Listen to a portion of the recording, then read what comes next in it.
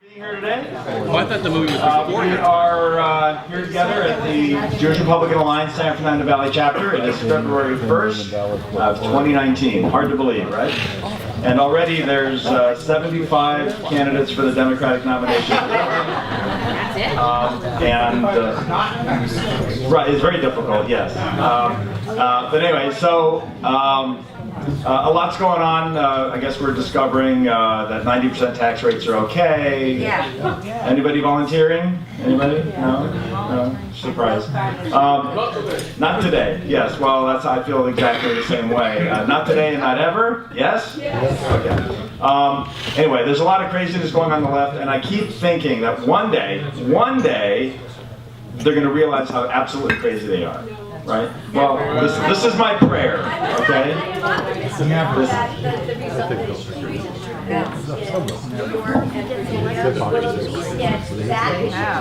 You would think so, right? You would think that the issues in Virginia.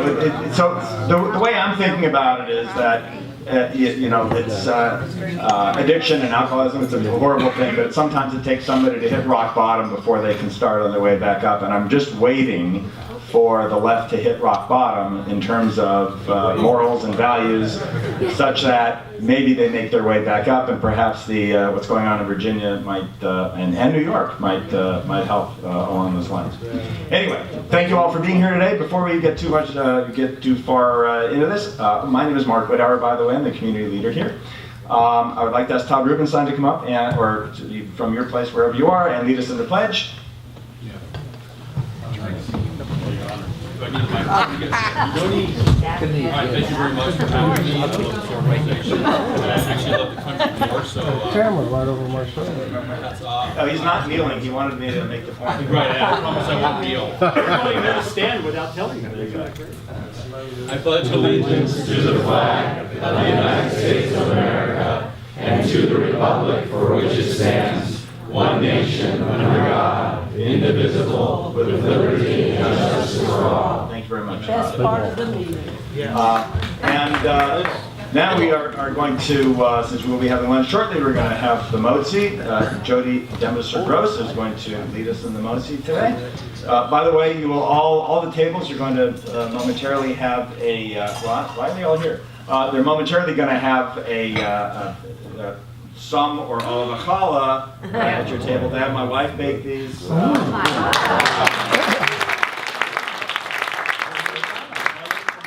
Pass this to you so you can cut them up. Then we're just going to split them in half there. So every table is going to get a half. And if you would please lead us. Here we go.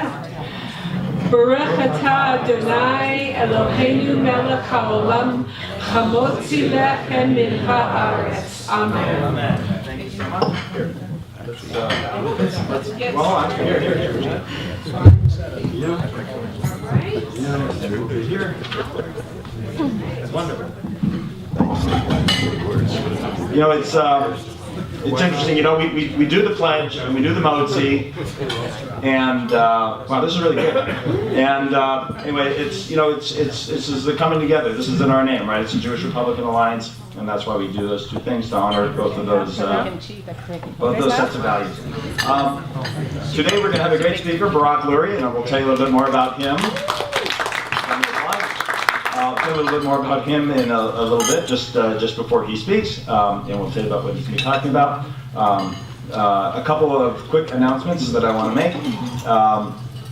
We have, the J area is growing. I remember the first meeting here, we had maybe 20, 25 people, and then it grew to 30 and 40. Now I think we're close to 50 here today. We've had as many as 80 people in this room, and part of that growth means that we need some help with some of the organization and leadership. I don't know if you noticed when you walked in, there's somebody here to check you in and to give you a name tag and all of that. And there's other things that go on behind the scenes, including phone calls. For example, Joyce is here, and Joyce has been, maybe many of you heard from her on the phone. Thank you. She makes phone calls to help remind people to come. And first off, thank you very much, Joyce, for doing that. She's a regular, and she does a great job. But we could use help in all areas for helping to run this chapter. And so if you're interested in being part of the leadership of the chapter and the organization of the chapter, please come see me anytime during today. And we can talk about that. I'll take your name and we can have a phone call or a meeting later. Are there any first timers here? Anybody here for the very first time? Wonderful. And how did you hear about JRA today? Well, just at the Dennis Prager Minyan and the Torah Minyan. Oh, very nice. Guys visit us. And then kind of it pops up. Well, should I put a search on the internet? Oh, yeah. Okay. Wonderful. Okay, good. Thank you. I'm glad you're here. Anybody else? You're also first time here? How did you hear about us? I was at an Antifa meeting and couldn't stand it.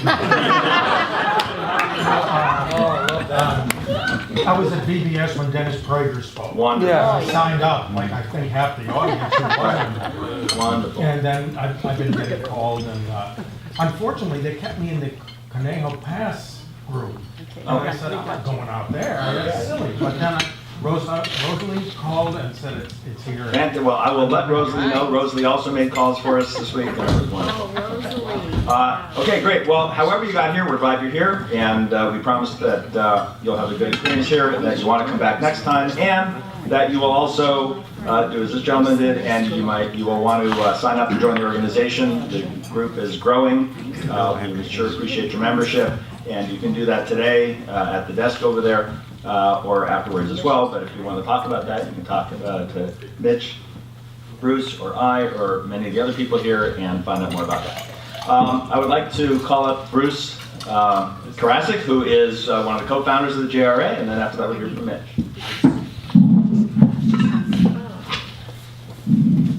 Well, welcome everybody. So happy you're all here. And we are thrilled to have Barak Lurie here today. Thank you. I'm being Barak by this. A big thank you to all the people that helped, Mark, Hazel, Joyce, Marlene, Dahlia, my wife Judy, everybody, thank you so much for all your help. You know, it's really a privilege for me to speak to you each month. It really is. One of the things I'm noticing every time I get up and speak is the difference between the right and the left seems to be getting wider and wider. Is everybody else noticing that? I don't know what to do about it. When Ronald Reagan was fighting the Soviet Union, he said, you know, what's going to be the outcome? He said, we win and they lose, right? And that's kind of what has to happen here with the left. I mean, we win and they lose. But, you know, that's our goal. But just in case it doesn't work out that way, you know, there's some ideas that I've come up with that could be like, the lawyers may like this, a proposed legal settlement between the two sides. What do you think? Sure. We have to hear what's So, if you like some of these, let me know. If you don't, it's okay. Here's how I would divide things up. So we get freedom of speech. We keep the presumption of innocence for those who are accused of a crime. They can regulate free speech in their country, unconditionally believe women over men, arbitrarily label speech they disagree with as hate speech, and attack the people they disagree with in their homes and in their restaurants. Is that fair? I think that's fair. We get to keep capitalism and all the innovation and prosperity that comes with it. They can have socialism, shortages, poverty, high taxes, and they can tell all their business owners, if they have any left, you didn't build that. We get to keep the Electoral College. Require an ID to vote. We require only citizens to be able to cast their ballots.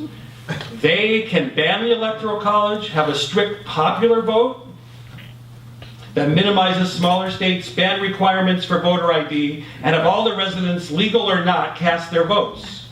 The motto of the left in every election is vote early and vote often. We can respectfully stand for the national anthem, and they can kneel or do whatever they want to do, or ban the national anthem altogether. That's what they can do in their country. We can recite the Pledge of Allegiance, and I don't know if anybody else saw this, in the Santa Barbara city, college board of trustees, they wanted to ban the Pledge of Allegiance because it's a white supremacist pledge. I don't know, I don't believe that. We can continue to honor freedom, liberty, welcome all the races to our country, and not judge people by the color of their skin, but by the content of their character. And they can promise free stuff to win votes, forcibly try to guarantee equality of income, and make every issue about race. Now we're going to divide up some good things. We get the military, our amazing veterans, the Army, the Navy, the Marines, the Air Force, the new Space Force, and all of our nuclear weapons. They can give huge sums of money to Iran, completely disarm, and rely on their belief that people are basically good. We can continue to believe in American exceptionalism, and they can continue to believe that America is a racist country, that our exceptionalism is subjective, just like other nations believe their country is exceptional. We get the police and the National Guard. They get Antifa and Black Lives Matter. We get the Tea Party, and they get Occupy Wall Street. We get to continually remove unnecessary and senseless regulations that hinder business and innovation. They can ban all the plastic straws they want. We can reasonably and rationally protect the lives of the unborn. And they can have an abortion on demand for any reason, even right up to the time of birth, as they're doing in Virginia and New York. We get to support Israel, the one true democracy and closest ally in the Middle East. And they can have their own BDS movement. We can build a wall, enhance border security, incorporate, e-verify, protect the right as a sovereign nation, and they can have open borders, MS-13, increased crime, uncontrolled drug and human trafficking. It's pretty fair so far, I think. We get to honor Judeo-Christian values, prosperity, free markets, freedom of religion, and in God we trust. And they try to force equality of outcome by penalizing successful people. Now, we get Barak, Lurie, Dennis Prager, Sean Hannity, Tucker Carlson, Mark Levin, Laura Ingraham, Larry Elder, Diamond and Silk, Charlie Kirk, Joy Villa, Dan Bongino, Mike Huckabee, Sarah Sanders. And we'll even throw in Alan Dershowitz. They can have Jim Acosta, Rosie O'Donnell, Barbara Streisand, the Hollywood elite, Chuck Todd, Rachel Maddow, Chris Matthews, and Kathy Griffin. I don't care what they do with this. Forgot Cher. Cher, yeah, we'll throw that in as a bonus. We want to be fair in this legal set. We get Vice President Pence, Nikki Haley, Mike Pompeo, Condoleezza Rice, Lindsey Graham, Trey Gowdy, Elton Gallagher, and President Trump. They can have Bill and Hillary, Al Gore, Barack and Michelle, Kamala Harris, Pocahontas, Gavin Newsom, and Jerry Brown. We get Clarence Thomas, John Roberts, Brett Kavanaugh, Samuel Alito, Neil Gorsuch, and they can have Ruth Bader Ginsburg, Sonia Sotomayor, Alina Kagan, and Stephen Breyer. I think I'm pretty fair so far. And here's the last one. As a final offer of good faith, and we don't want anything in return. Nothing in return. We're going to give them Nancy Pelosi, Chuck Schumer, and the 3 new anti-Semitic Hamas-loving congresswomen, Alexandria Cortez, Ilhan Omar, and Rashid Tlaib. We don't want anything in return. Just take them. Please.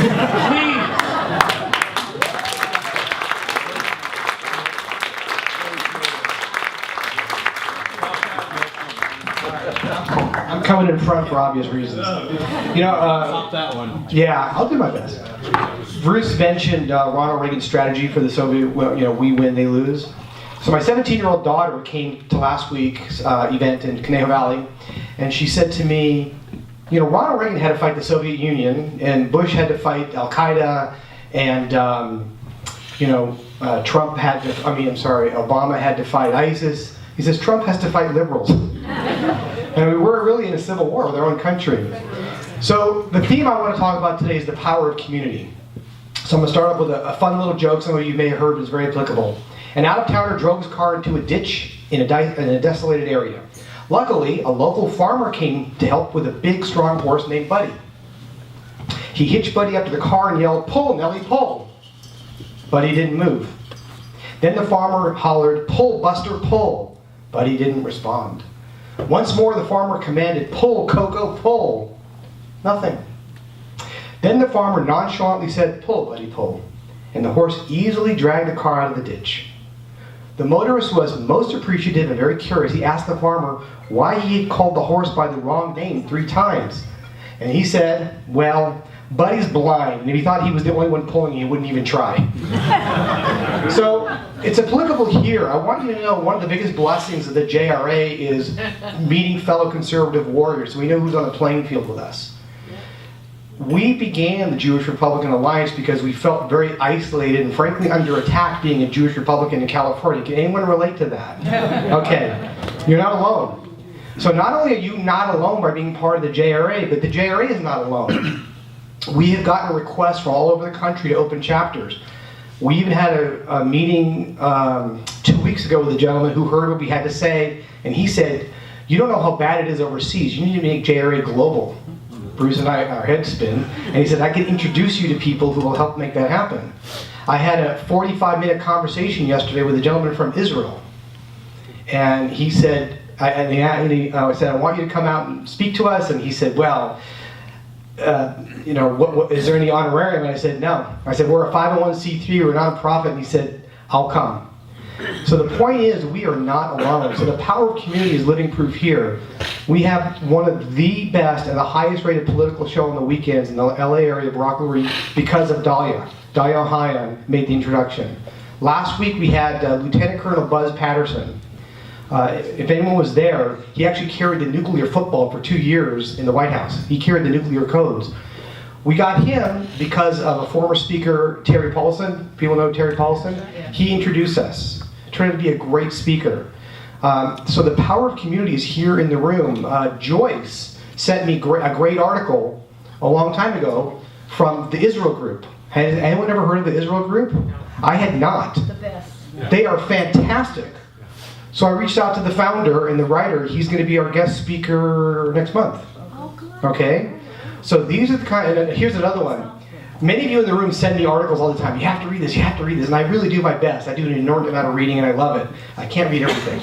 Someone sends me an amazing article last year that is so pro-Israel, pro-America, and pro-Trump, and is written by a rabbi. So I was like, it's an amazing article. So I reached out to the guy. Turns out that this alleged rabbi lives in Orange County. So I said, "Dear Rabbi Doug Fisher," who writes for the American Spectator. If you don't read his stuff, you should. He's amazing. And I said, "So my name is Mitch Silverman. I am one of the founders, the co-founders of the Jewish Republican Alliance. I have 2 questions for you. Did you really write this article, and are you really a rabbi?" Because most rabbis would not out themselves like this. And he said, yeah, that's me. So he spoke 2 weeks ago at our JRA Orange County chapter. Okay, and he was beyond spectacular. One regret, we didn't record it. And I want to thank Tracy so much for recording this today and recording last week. So he spoke last week, and that's how we met. And he gets up to the audience and he says, "Mitch, when you wrote me that email," he told this to the whole audience, he said, "I looked you up too. Is there really such a thing? Are you really a Jewish Republican? Is there such a thing called a Jewish Republican Alliance?" And lo and behold, yes, it's true. And he said something else which was kind of funny. For those of you who have children or grandchildren in the public school system, a lot of campuses have something called the Gay Straight Alliance. Have you ever heard of it? Yeah. So the Gay Straight Alliance, it's very left-wing, but it's, hey, you're gay, I'm straight, but we can at least work together, okay? We want to help each other. So he thought the Jewish Republican Alliance, well, you're the Jews, and you're the Republicans. We don't really like each other. We have nothing in common. We can work together. I said, no. The Jewish Republican Alliance is a real thing. Okay, so he was fantastic. So The point is the power in community is incredible. We have people in this room that are fighting on the playing field with us. So you are not alone. You have to know, just like the donkey in that little joke I read to you, you are not alone. But you know what? You make a huge difference. You are needed desperately. Because if we had this kind of a meeting 10 years ago, and Bruce gave that list, you guys would have said, I don't know if this Bruce guy is, what's he talking about? That would never happen in the United States of America, right? And now it's here. So whatever it takes for you to step it up a little bit, get involved, join, become a member, tell Mark or Bruce or myself about a potential great speaker that you may have in mind, tell a friend who feels isolated and alone. And one other thing on the Orange County meeting, so a gentleman shows up for the first time, kind of like, what is this thing? You know, very nice man. And the more I talk to him, I realize he's an intellectual. Some people are smart, some people are intellectuals. This guy was an intellectual. And I asked him, well, how long have you been a Republican? And he said, about 6 months. I thought, oh, okay. He goes, yeah, I got involved with the Democratic Party. I go to the meetings, but you know, I said, okay. So I'm glad you're here. Anyway, we have the meeting. Rabbi Doug Fisher is amazing. The Q&A is amazing. The people are amazing. And he comes up to me afterwards, and his jaw drops, and he says, are these meetings always so therapeutic? And I said, yeah, they kind of are. So from the very beginning, our 3 pillars have been fellowship, you're not alone, education, we have superb speakers like Barak, Lurie, and others, and networking, okay? So it's something special. We by design, the meetings start on Friday, because why? We want to start with the Pledge of Allegiance, we want to say the Motzi, and we want to end with Shabbat Shalom. So everything we do is by design. And even the name, you know, the last part of our name is alliance. Why? Have you all noticed that no matter what, the left is very much in lockstep? Yes. Right? If they have disputes, we don't hear about it. The right, on the other hand, we're always in a circular firing squad, aren't we? So our side needs to be aligned, okay? Ginny Sand of Connect the Dots is doing a great job of aligning people on the right to make sure we're all fighting for the same things together. Okay, the American Freedom Alliance, Gary Amanoff is the CEO, or the chairman of the board, rather, of the American Freedom Alliance. So just know you really are not alone. You make a difference, and more than ever, your help is really needed. So please get involved. Thank you. We are honored to have today Barak Lurie to speak to us. Barak Lurie is a conservative radio show host on AM 870 KRLA, where you can hear him talk about politics and matters of God. Barak is also proud to be a member of several conservative and pro-Israel boards, including PragerU, Stand With Us, Jewish National Fund, and the American Freedom Alliance. Most recently, Barak has concluded writing his book, Atheism Kills. It's a nonfiction attack on atheism and the dangers of the world without God. In his book, Barak explains not only how godless governments have killed hundreds of millions of people, but also how atheism destroys beauty, freedom, creativity, purpose, and civilization itself. Somewhere in between all of this, Barak serves as the managing partner of the law firm of Lurie and Seltzer. He has a wife and 3 very young children and lives here in Los Angeles. Barak would also like to make clear that he is not related to Barack Obama.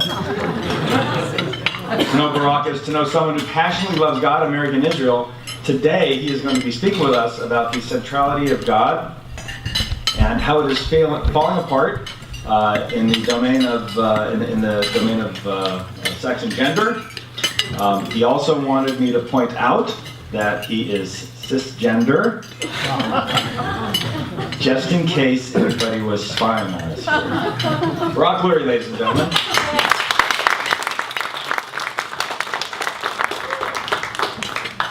First of all, thank you so much for having me. It is an honor to be part of JRA and for all the great work that JRA does. Really, Bruce and Mitch and everyone else who's part of this, thank you so much for this great work.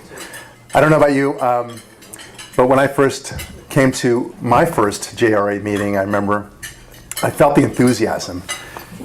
It's exciting. It's cool to be with my peeps, as they say, right? So that's part of it.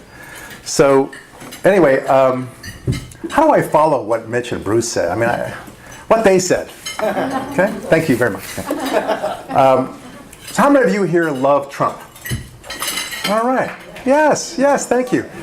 How many of you love being Jewish and conservative?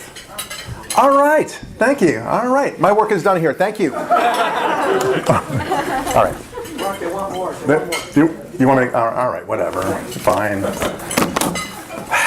Okay, so I want to tell you a very important story of a guy who goes to see a therapist. And he's a newcomer to this therapist, and he sits down on the couch. And the therapist says, "Oh, welcome, Mr. Smith. Tell me a little bit about what's going on."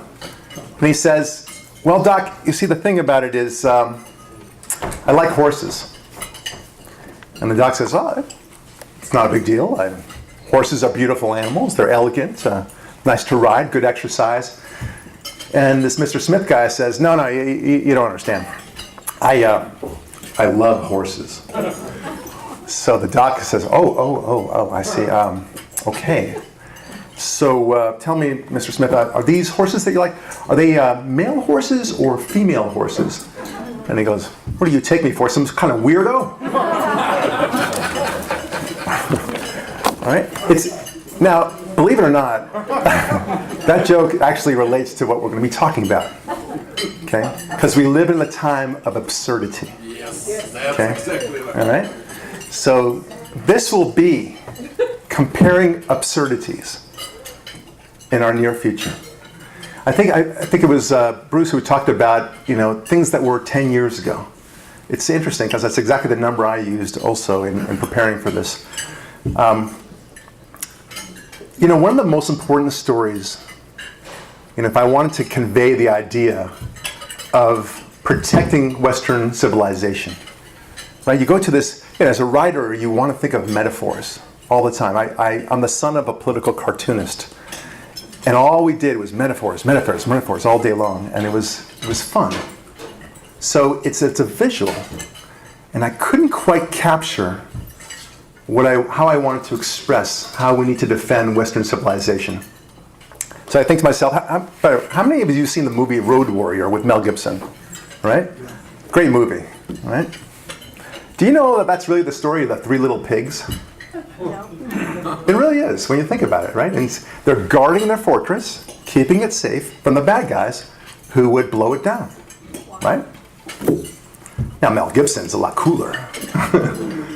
But nevertheless, it's the story of the Three Little Pigs. And the Three Little Pigs is one of the most important stories you can tell your children. Yeah. It's a story, of course, we all know it. The three brothers, one builds his house out of straw, one out of sticks, and the last one out of bricks because he's going to be sturdy, and he spends time to do it, sweats and labors to make a very sturdy house. And then, of course, this big bad wolf, son of a bitch that he is, comes in and he huffs and he buffs and he tries to blow it down, but he can't. Now, why he chooses blowing it down as his weapon of choice, that's another story. I don't quite know. Maybe there was gun control laws involved, but yeah. So, but he doesn't blow down the house. Okay, and so yay, the three pigs survive, and everyone is great. And the wolf goes away after having tried to go down the chimney. Great. But I felt that the story shouldn't have ended there. I imagined that the Three Little Pigs, organize a commando unit to go out and get that big bad wolf, knock him dead forever, right? Get the job done, man. But that's the important part of this that we need to understand. If there's one theme I want you to remember is the Three Little Pigs. Remember that. And it's the opening to my upcoming book, Atheism Destroys. I never thought that would be the opening to a book of mine, but it was so emblematic of what I wanted to express, how I wanted to express it. Look, it's also what the story is not about, the Three Little Pigs, right? The Three Little Pig is not about trying to understand the wolf, right? It's not about, trying to be more like the wolf. It's not about wondering why it is, how we angered the wolf to do the things, right? How we might have triggered him, right? It's not like that. It's not about the morality of building a brick house, right? None of those things. No, it recognizes there's good and there's evil. Okay, it doesn't pretend that there's nuance involved here. We need to get back to that. So, we need to take back the fight. We need to take the fight out to the bad guys. We are living in a civilization where we as good Jews and good Christians and conservatives, we spend most of our time saying, you know, we're not that bad. We're good guys. You know, I believe in God, and you can believe whatever you want to, and that's cool. You can't talk like that anymore. You need to go out there. You need to shame these people who don't believe in God. You need to shame these people who don't love America. You need to say, what's the matter with you? Really? Let me get this straight. You think America's a racist country? Really? Where else in the world is there such an egalitarian approach? Where is there less racism? You won't be able to find one single country other than Israel. Seriously. Challenge them. This is not hard, my friends. And when they start talking to you about conservative and such, and Trump this, and I don't like his orange hair and such, here's what you do. You say, I don't want to talk about that. You're talking about the man, you're talking about this personality, that you'll never win the discussion if you only try to get into, you know, he lied about the numbers of people in the inauguration. You will not win. Okay? Here's how you win. And Dennis actually talks about this. I'm glad he speaks about it. You need to speak about liberalism itself. And here's how you do it. Because I've made a test with a bet with my brother. It's a unilateral bet, actually, now that I think about it. But I said, Rod, I will vote Democrat for the rest of my life. And vote for, don't worry. Okay. I will vote Democrat for the rest of my life. I will vote for every proposition the way you, my very lefty brother, I love him, by the way, he's a great guy, the way you want me to vote for them for the rest of my life, if you can show me one thing. And he says, yeah. He's very excited about it. I said, you show me one liberal policy that conservatives have opposed that has succeeded, and I will vote that way. And I said further, I said, by the way, you don't have to give me the answer now. You don't have to give me in 5 minutes from now, 5 hours from now, 5 days from now. It's open-ended. Go for it. And he still hasn't come up with it. And by the way, don't accept their Social Security crap and their Medicare crap, okay? Those are failing enterprises. The fact that something exists, is still alive, doesn't mean that it works, right? That's like saying you're a drunk uncle who has to, sleep on the couch down in the basement, and somehow that's working. That's not a surviving situation. You're only feeding the frenzy. So that's the main argument you need to make. So go on the attack. I don't think we can afford otherwise. We're slowly seeing the erosion of America happening right before our eyes. One of the things that the way I describe it is like playing a game, right? We all have children who have played in sports. Okay, so I have 3 very young children. They're playing a lot of sports, so bear with me. You have to have a team that has both good defense and good offense. And in our case, among conservatives, I think we have neither. I mean, we barely have some defense. We're certainly not going to take it to them, to score goals against them. We've got to do that. And no matter how good your defense is, eventually they'll start trickling in. They make little baskets or goals, whatever the case may be. That's the way you got to see it. There's only one way to win this, is to take it to them. That's what Ronald Reagan did, right? That's what Trump is doing now. God bless him. Don't make any apologies. Be very proud of it. I used to be a liberal myself, as many of you know. For a good 5 solid years. I wouldn't call myself a radical lefty, but I had been a liberal. And I voted for Clinton for his re-election. I voted for Gore, and that was the last of it. But I can tell you the way that the liberal mind thinks. It's very seductive. And when you present to them your conservative ideas, and here's why, it seems so simple to us, right? I mean, you tax people too much, and they won't want to work. That seems simple. Right? Socialism has never worked in any other country in the world. Look what's happening in Cuba. Look at now Venezuela, of course. You think that's rational. It is rational. But the way they see it is different. It's to them, it's like you're telling them, we all have had our friends who are going out with a very toxic boyfriend or girlfriend, right? Yeah, but I love him. Ah, he's so great. He's so this, he's so that. I mean, you know, but I like being with him. That's the way the liberal mind thinks. They like the associations more than anything else. It doesn't. They remember that they had this college professor who's very cool. They had this girlfriend that they just really wanted to attract somehow. It's all association. Break that association. Make them understand that, and then you'll win.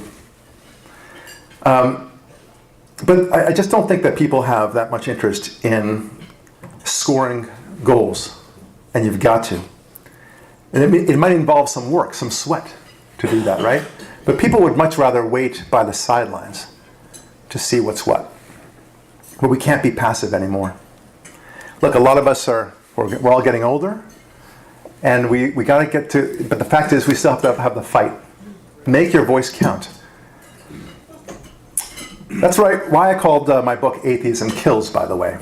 It's many people of great stature told me that I might want to rethink titling that book Atheism. Well, who am I kidding? It was my mom. Right? So, my mom said, you know, the Atheism Kills, it doesn't seem very positive. Right? Why not call it God Matters? Something like that, right? I said, Ema, there are plenty of books on that subject. But Atheism Kills needs to destroy atheism, to show that it's an unacceptable ideology, to show how dangerous it is. It always has been dangerous. When you're dealing with atheism, you're dealing with a toxic ideology. When somebody says to you, I'm an atheist, I want you to view that same person as though he were saying to you, I'm a communist. Right? You would say, you're a schmuck. And you'd be right. You came from Eastern Europe, right? I'm from Soviet Union. Oh, there you go. So right. to be specific. That's right. Anyway, so this is the way of the world, and you got to make this fight. Look, my mantra is not just about love for God, which is very important, but you also have an equal passion for hate of atheism, of godlessness. It is the single greatest challenge of our civilization. Not radical Islam. It's bad. I understand that. Not even liberalism, per se. Those are bad things. We are fighting them, but not realizing that the swamp itself is atheism. That's what's going on. You bring back God into the center of our culture, everything will fall into place. Take out God from our culture, and I want this for you as a metaphor. It's the same as taking the sun out of the solar system and expecting the planets to stay in their orbit. That's the way it is. Now look at what's happening as we talk about planets leaving the solar system. So you've got recently, very recently, I think a couple of days ago, Nancy Pelosi signed into some sort of passage. It was not a bill, it's a protocol in the legislature now, that you no longer have to say, so help me God, when you are swearing your testimony in front of Congress. Why is that so important to them? Right? Deconstruction. Yeah, of course. It was a rhetorical question, sir. That's okay, it's fine. Now, likewise, in 2012, there was the Democratic Convention. Remember that? Do you remember Anthony Villaraigosa? Yeah. Okay. So, look, nice guy for a Democrat, right? I mean, he was a sensible guy. But he goes in there and by voice vote says, hey, we're going to show these conservative bastards how reasonable we are. Because they had taken out the issue of Jerusalem being the capital of Israel. And that the Democratic platform advances that. They had also taken out a reference to God, about God-given talents. They had taken that out. So by voice vote, he says, how many of us want us to bring back that Jerusalem should be the capital of Israel? And he got more boos than claps. A lot more boos. Likewise with the God reference. It was embarrassing. But I turned to my wife at the time, and not my wife at the time. At the time, I turned to my wife. He saw the gorilla in the cage, right? So it's dangling participle. All right, so I turned to my wife and I said, this is the end. This now we're beginning to see with great clarity. They talk about the polarity between Republicans and Democrats. There you go. That's it. And I'm right. I'm really right about this. And the distinctions are falling apart. What's going on here? I mean, you've got, the wall, of course. So the wall is a big issue. The wall, they will do anything to stop the construction of this wall, and Nancy Pelosi has said so. Doesn't matter how, I think Trump could probably say abortions for all and 90% tax rate and everything else, but no way are you going to get this wall. No matter what no matter what horse trading he would do. So that's a problem. And there's no sense of what's good for America. They only know that it's not right for Donald Trump, and that's what matters. Because God forbid he get reelected. And they know that he would be reelected for exactly that reason. There's no sense of right and wrong anymore. And then you've got this hypersensitivity to the Muslim community, right? So you've got, you could draw a cartoon, a political cartoon. Believe me, that affected our family quite a bit when we heard about this. And you die just for drawing a picture of Muhammad, no matter how respectful it might be. And then if Amazon doesn't give enough time to pray to Muslim employees, well, that's a cause for death, right? And then, I don't know if you know about this recent thing at Nike. You would think that they would be very friendly with Nike. But apparently at the bottom of their shoes, they have some sort of logo that looks like the Arabic version of Allah. Well, we can't abide, right? So what they're really trying to do here, it's both as a matter of policy and both as an idea of collective thinking and mindset, it's the breakdown of distinctions. I want you to think of every liberal policy as in some form or another a breakdown of a distinction. Example, the wall, right? American exceptionalism, I think that Bruce was talking about. The male and female, great example. Adult and child. I mean, it's old and young, everything that you can think of. What's that? Crime, no crime. Crime, yes. What is crime? Right?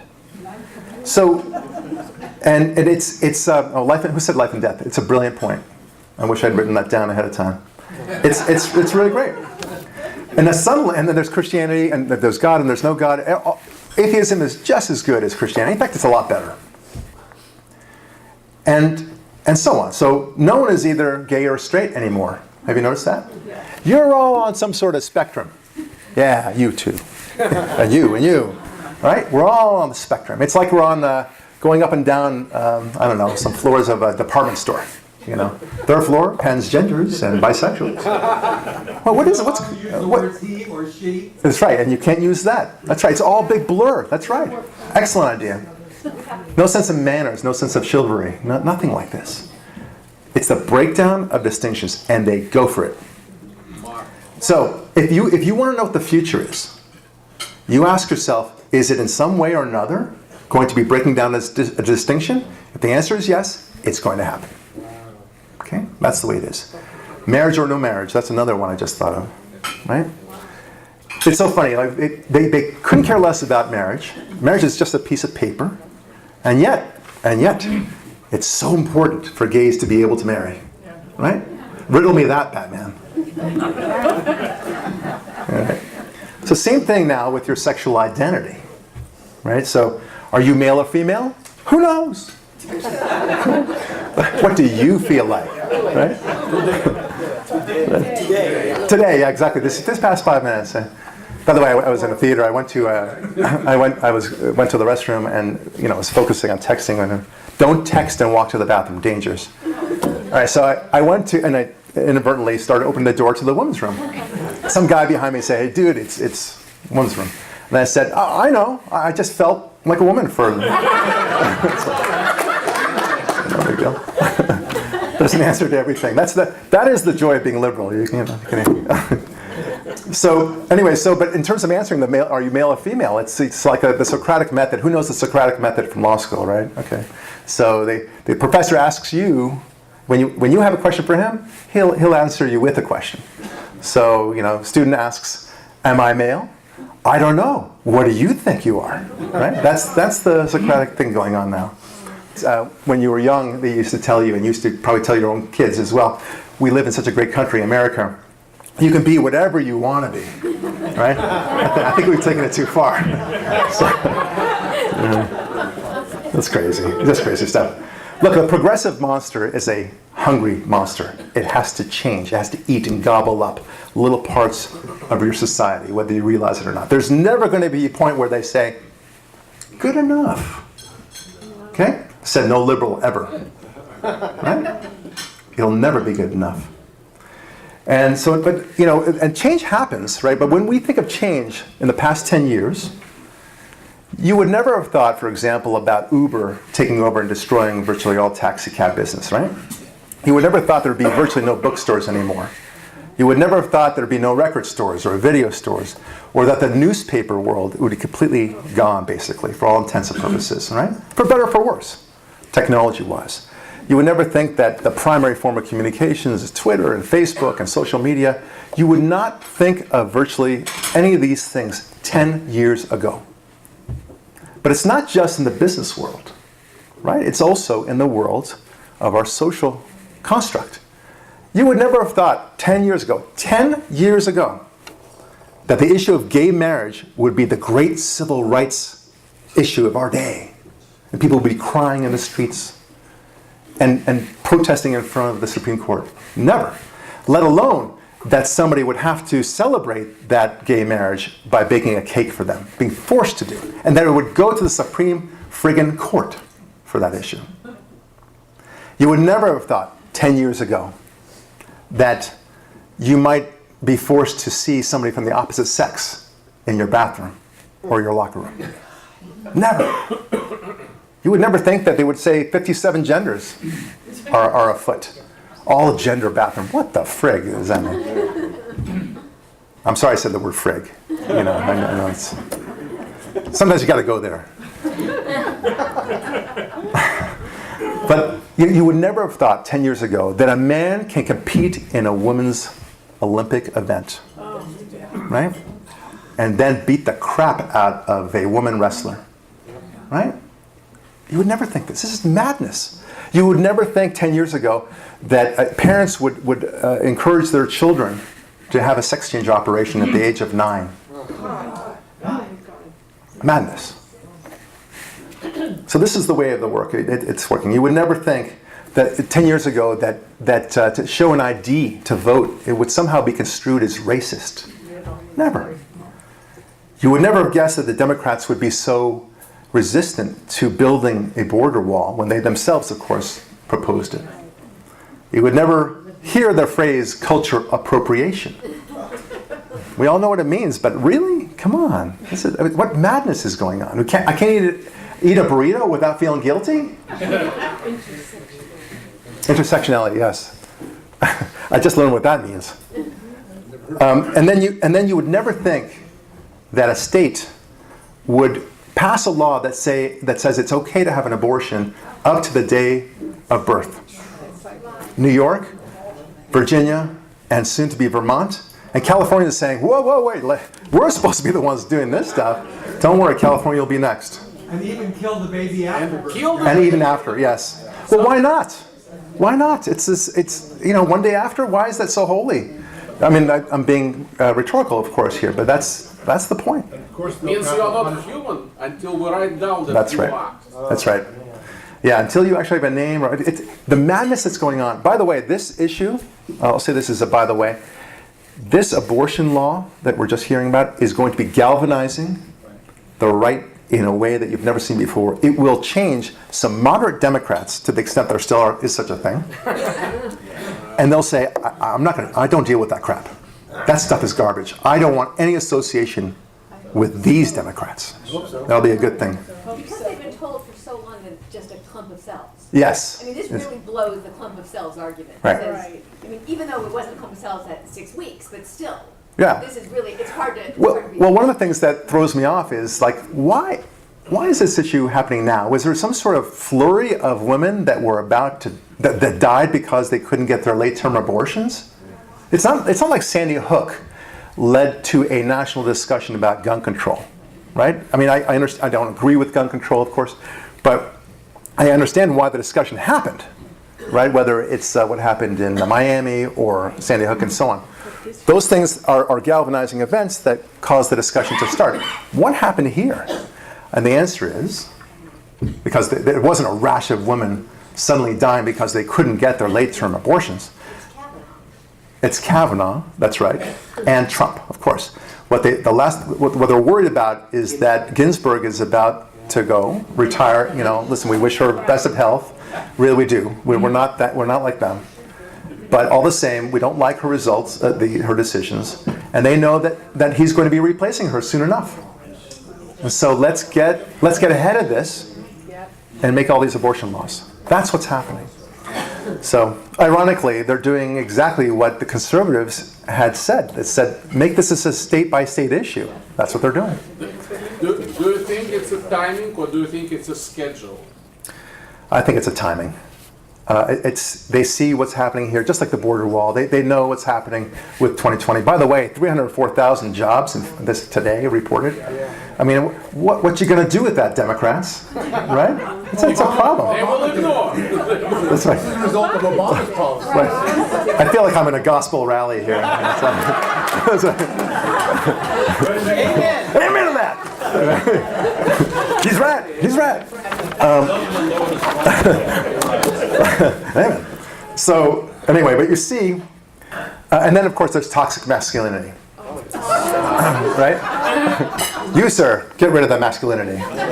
It's inherently evil. Of course. Now look, in my upcoming book, it's titled Rise of the Sex Machines. There's a big topic about that. Masculinity is, I mean, the phrase toxic masculinity is going to be a redundancy in terms, meaning that masculinity itself is toxic. They're trying to redefine masculinity. It's not good enough that they're already feminizing your boys by saying that feminism is great, that being feminine is great, but also being masculine is bad. See, there's a difference. Now they are going on the attack.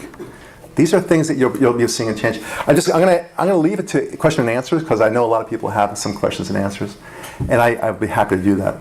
But you see, all this you would not have ever imagined 10 years ago. What was once absurd is now becoming normal. We're actually discussing this crap. We're discussing, well, if he feels like a girl, well, good for him. And yourself from 10 years or yours, are you serious? No, nobody that was alive 10 years ago would look at themselves saying that and saying, you really are talking about this? Come on. It's weird. 10 years. Thank you, Obama. Hope and change. Yeah, exactly. Esperanza y cambio. Did you know that was the tagline for Chavez in Venezuela? That was his big campaign thing. Esperanza y cambio. Hope and change in Spanish. That's what he did.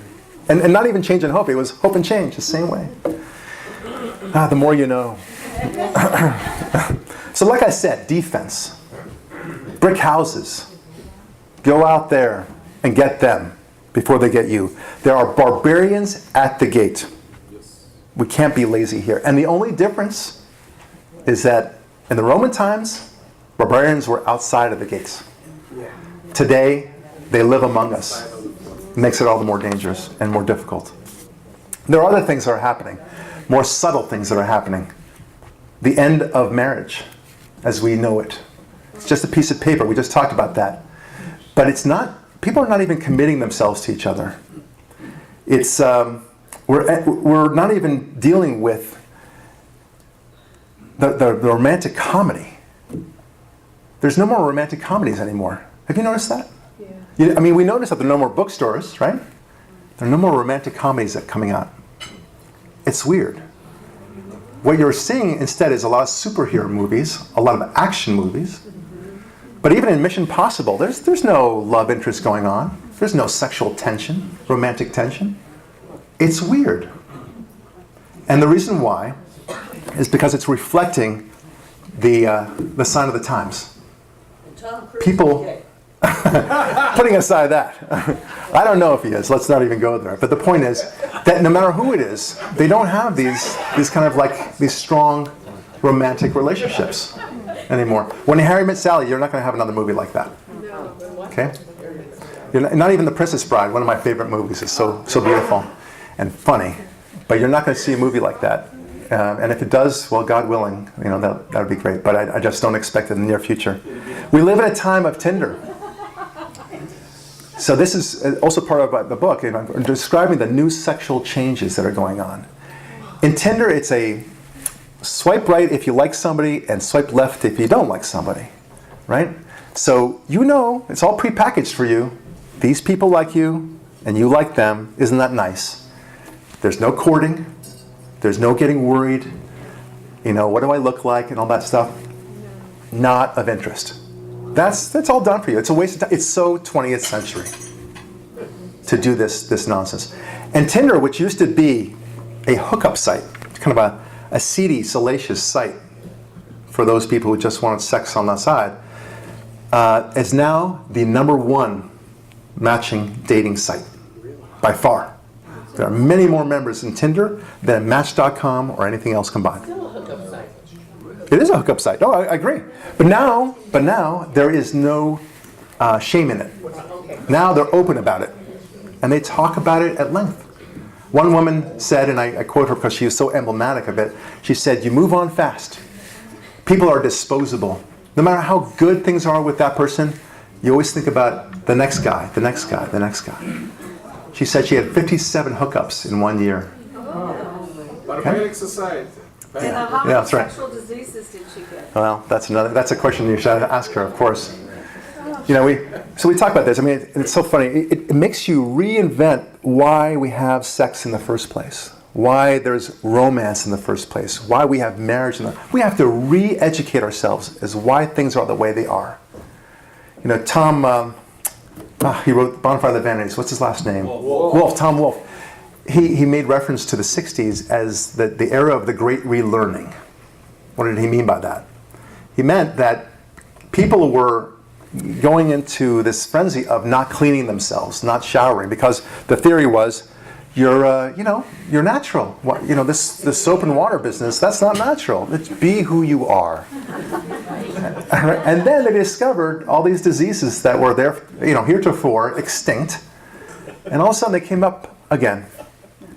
And it's as if they all collectively said, "Oh yeah, that's why we shower." Right? And so it is with marriage. So it is with relationships. It's as if we have to discover all over again why we have marriage in the first place. It's a very strange thing. I wanted to speak about 5 more minutes because I know you want to have some questions as well.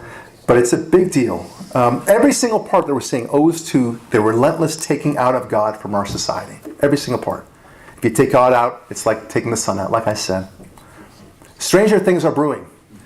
And if you're listening to my Sunday show and my podcast, you'll know that unfortunately I've been predicting things 1,000%. I've been batting 1,000 on it. I don't like it. I don't want to be right. But everything I've been predicting has been happening. Where I've been wrong is that it's been happening faster than I thought it would. You'll see things like polyamory. Who knows what that means? Okay, it means that you decide to have relationships with many people as opposed to polygamy, which is to be married to many people. That's going to be the new thing. There'll be incest. And yes, there will be child sex. And why do I say that? Sadly, with great certainty, is because it is a distinction, right? Adult, child. And now we're beginning to see where we used to think of children as little adults, we now see adults as grown-up children. And there's a sense of, they have sexuality too. Why are you stopping them? Let them enjoy. Don't repress them. You'll see this discussion in about 10 years. And then maybe even 3. It'll be faster, like I said. Well, wait a minute, Barak, you'll say. This stuff about transgender stuff like that, it's a group of people that are really suffering. And who are you, sir? To the extent they call me sir. Who are you to to demonize them or to say that they shouldn't have comforts in their lives and that we shouldn't accommodate them. I'll tell you why. Transgenders make up about 0.3% of the population. Okay? And that's according to the New York Times, so you know they're exaggerating. Right? It's a tiny, tiny group of people. Colorblind people make up about 10% of men and a much smaller fraction of women, but a huge group of people. Ask them if life is difficult being colorblind every time they stop at a traffic light, right? And every time they see a PowerPoint presentation, and they can't do it. Life is very difficult for a colorblind person. How many of you are left-handed here? Okay. There are more left-handed people here than the average. It's about 10%. Life is difficult for you, isn't it? Right? Try to get left-handed scissors. Try to write. You know, I see you guys write. Like, ooh. Yeah. That's why you should all learn Hebrew, by the way. That's right. In the desks. Yes. Yes. Do you hear a national discussion about the 10% of the population? That's a hell of a lot more than 0.3%. Garbage. And then you've got, we Jews. These people are driving on Shabbat. That offends me. Yes, it does. And the restaurants, they're not kosher. That offends me. Make a separate room. Everyone needs to have a separate kosher kitchen. Thank you. Right? Oh, and this Gregorian calendar of yours? It's the year 2019 from the birth of Christ? Okay. I think not. All right? I've got my calendar, you've got yours. Okay? And you should accommodate me. So why is it that we're doing this for the transgenders and for those of different sexual preferences? Because it has to deal with sex. That's it. If you were to ask somebody 100 years ago, what's your identity? They would say, I'm American, or I'm a Frenchman. Maybe they would throw in that he's a Christian or a Jew. In the 60s, that started changing. You were black, Hispanic, white, Eskimo, Native American, whatever. And that went on for a couple of decades. And then, about, 15 years ago, changed to sexual identity. Now it's more important who you want to sleep with and what your particular fetishes are and how you identify yourself. That's why everything is changing in that dynamic. Anyway, how can I make all these bold predictions? It wasn't hard. All I really have to do is imagine Alexandria Ocasio-Cortez saying it, and there it is. Okay? That's all I can do. And with that frenzied face of hers. Anyway, and I realize that, and realize also if it involves sexuality in any way, it's going to be a thing. It's a big part of my upcoming book, The Rise of the Sex Machines. It has a shocking ending. An ending, for a nonfiction book, it's going to be a shocking ending. But an ending very similar to the end of Planet of the Apes, the original one, with Charlton Heston. You maniacs! Right? That's what it's going to be like. Don't skip to the end, okay, to find out. I'm like, Barak said it was a really good ending. All right. There's one answer to all this, my friends. We have to return to a world of God as being central in our lives. God first, everything else second. Everything will fall into place that way. That's what will make you realize how to build that brick house. That's when you realize you've got to take the fight to them and to go out and stop that son of a bitch wolf from ever coming back. Thank you. So, discourse is almost dead in this country now. Yeah. Right. And now I have to think about my business and those relationships. So when you said earlier, be more out there and be more vocal about what we believe in, it's very challenging. I belong to a professional business group, and somebody who is more of a Democrat, they can speak out about Trump wherever they want in the room, Right. and I know who the Republicans are in the room, and they just go, Right. we shut up, because the penalty, the price that we're going to pay is so huge. Right. Right, so talk about, what do we, How do you fight Right. back? How do we fight that? I mean, How do you fight back, Right. like you said? I've been, people have stopped doing business with me because of it. I stopped political posting on Facebook. Right. It's scary. You have to get over it. I'm sorry, but you just have to get over it, even with your business colleagues. It's tough. If you don't fight, nobody else will fight. You're the fighter. There's nothing to fear but fear itself. There you go. I don't remember if you talked about this. It's hard to put your mind around this with the record cold waves, but the global warming hysteria. Right. You know, we're going to lose our beaches or whatever in 12 years. Or Right. Well, that's the funny thing. I mean, like with global warming, okay, well, we were going to all be destroyed 12 years ago, and now it's 12 years again, and you keep on moving the goalposts. And ask any global warming enthusiast who looks at you like you're crazy. Remember that? You say, all right, listen, tell me how it works, why you're 100% right. And they won't be able to answer you. They have no clue why. What they will say is, well, 97% of scientists agree. And you say, oh, who are they? You know, a dentist is a scientist. So, I mean, it's nonsense. It always is. The glass of water with ice will help a lot. You put the water and you put the ice on top. And according to whole theories of those guys, when the ice is melting, it should overflow us. Well, why it doesn't overflow the glass? There you go. That's all. Yes, sir. I had heard, and I see if you can confirm this, that the way the pigs figured out how to keep the wolf from coming back, Right. they actually built a wall around their house. I know. I'm gonna look into that. I'm gonna research that. Yeah. Thank you. Okay, first of all, you talk about, they make up words, and they're anti-everything in our culture. First of all, we gotta stop calling them the Democratic Party. They're anything but, they're the Democrats. Rush Limbaugh's been doing that for decades. Yeah.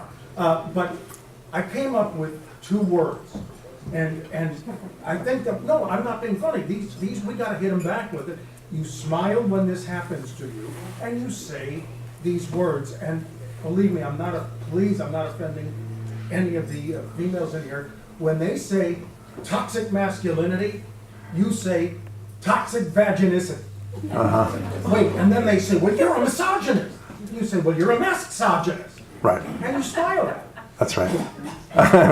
They're very frustrated. They're very tongue-tied. Because facts hurt them. How do you dealing with the fact that they've overtaken the schools from K to graduate school? Right. And so no matter how good we are, there's indoctrination. Right. The question is, how do you deal with all the indoctrination in K through 12? And it's a big issue, and beyond, yeah. But it really is K through 12. Get them in the elementary school. I have 3 young kids, and I feel I've really succeeded in keeping them conservative. What you do is you get ahead of it. You don't try to fight the system. You can go in there, you can yell at the principal and say, you need to teach about, you know, how there's another version to the world's creation other than evolution. You can, argue that global warming, there's plenty of science against that. You can do that, and he'll say, yeah. And then the teacher will say, some crazy people believe that, right? That's the way they talk about it. So what you need to do is you talk to your kids ahead of time. Tell them these are the subjects that will be taught, and what do you think about it, Charlie? And then you have an honest discussion, and they'll be ready. I think the way you presented it is, makes a very good case. But I find that most people are pretty ambivalent about what's going on. Okay, meaning that they're not even thinking about what this trend is. What's trending here and how it's going to affect them and how it's going to affect their families, children, all that going into the future. Right. That's the apathy we're talking about. You cannot be on the sidelines. You have to be in the game. You have to be trying to score goals. I'm talking about Democrats also. I'm talking about Democrats being ambivalent about seeing their party, okay? Oh, I see. So far to the left, okay, that it's beyond what they actually. I agree, but take opportunities like this new abortion law issue. I'll get to you in a moment, and ask your moderate Democrat friends to say, you can't be for this, are you? Because they won't be for it, and get them to think that that's their party. Last question. I think you have to use your leverage as parents and grandparents, and for instance, instead of, if they want an allowance or they want, whatever they want to use the car, whatever it is, they have to earn that by, say, for instance, you give them $5 for every PragerU or build a firewall they bought, and write a paragraph about it. This is exactly what Ben Carson's mother did by making them read books that she couldn't even read, and write book reports, and it turned them from F students to top of their class. And if you do that, if you make them watch them five, and you have to, like I said, you can't go in the computer, you can't play video games until you do these. and write a few, because they'll learn a lot better from a PragerU or Bill Whittle video than they will hearing you preach to them. Well, I agree And write it 100%. down. I agree 100%, but also, and in this, you'll agree with this as well, talk to them during dinner. Right. That's the thing, we do it, I have a lot of dinners and make these discussions happen during dinner. Thank you all. God bless. Stay here for 1 second. Okay. So, wasn't that wonderful? Thank you so much, we're so appreciative of you being here. We have a small token of our appreciation. It's a little pin for you to wear. Thank you. It says Jewish Republican Alliance on it. I love it. We're so thankful that you were here and spent some time with us.